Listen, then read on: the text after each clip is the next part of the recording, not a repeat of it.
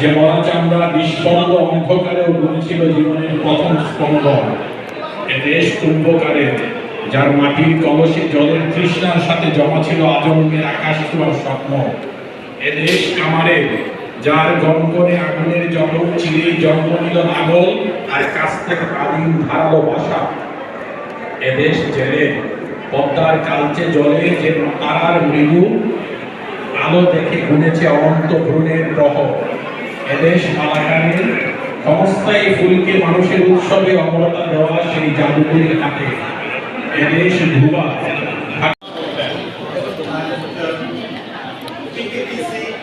PPPC meets the last Sunday every second month.